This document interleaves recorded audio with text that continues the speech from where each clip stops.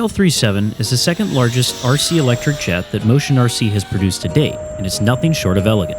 From details like 11 scale LED lights to features like 4 accessible wing bolts and a massive area for your battery, MotionRC clearly had their pilots in mind for this one. But is it really worth biting at that $580 price tag to essentially fly in a circle for 3 minutes at a time? Let's take a closer look. MotionRC sells the AL37 in 2 schemes, their own house colors and a blank scheme if you're feeling creative like this example is. We recommend getting your decals from Cali Graphics if this is the route you plan to go. Let's start by getting our wheels on the runway. Since this plane is a battery killer, we recommend walking your plane out to the runway and positioning it so you can get the most of your flight time in the air rather than the ground, but more on that later. The equipped wheels make takeoffs from grass easy, but don't grab the transmitter thinking that the AL37 can be taken off like a trainer. Even though it's very light for its size, delta wings can bite if loaded up, and you can see this as early as your takeoff. Whoa!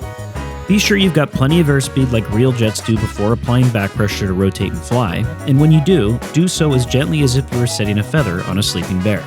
Once your wheel's up, our technique is to retract the gear and bring the flaps up to establish a good rate of climb.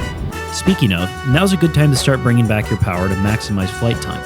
Once you've leveled off on your first flight, we recommend getting her trimmed out and then poking the sleeping bear and trying some stalls. Doing so will force you to get comfortable with the plane to see how it'll react at the edge of its envelope, which, by the way, can be best described as Johnny Depp and Amber Heard's relationship, violent and volatile. Just remember, if you manage to drop a wing and end up in a fully developed spin, it's a quick and easy recovery. It is worth mentioning that while stalls can feel unpredictable at times, it is possible to tame it and do some low high alpha passes, if you're feeling ballsy that is. The pilot should keep their left hand quick and ready to react on the left stick, both on the rudder and throttle, in case the unpredictable decides to happen. Even at 150% rates both mechanically and on your radio, loading up the wing of the AL37 in a turn surprisingly will not bite its pilot unless you really provoke it by flying uncoordinated.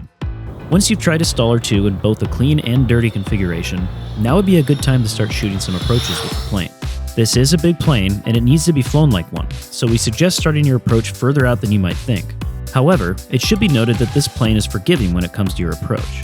In other words, if you find yourself too high, simply chop the throttle until you intercept the glide slope, as those full-scale people say.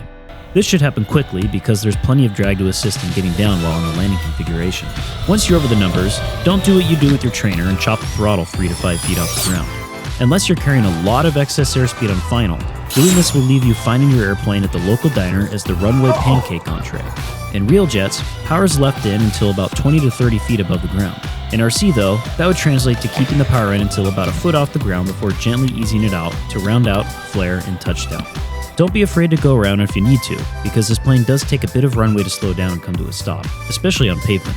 When you first glance at the AL37, you'll probably notice it has some similarities with the 737 MAX, and that's because it's the same plane, minus a $2.5 billion settlement from 2 fatal accidents.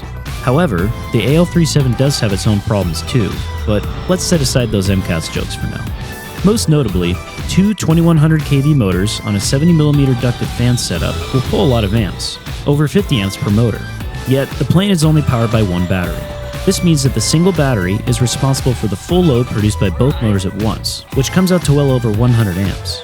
Unless you have a genuinely highly C-rated pack, it'll puff and look like Zach Galifianakis.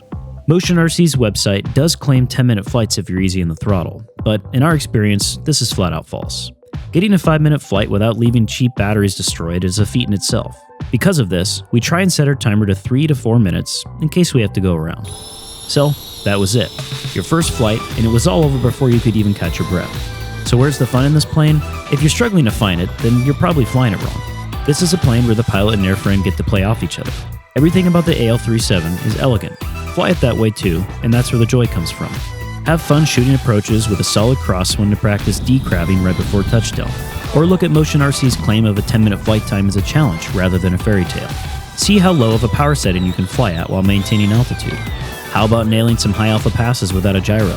Or, this could be a great warm-up plane before progressing to more advanced EDFs. Either way, it's a rock-solid airframe that we without a doubt recommend. That being said, we'd like to make ours a little more interesting, so if you'd like to see some rocket-assisted takeoffs or some glider tows using the AL37, let us know. If you like this video, be sure to subscribe and hit that like button. Happy landings and bounce one on for us.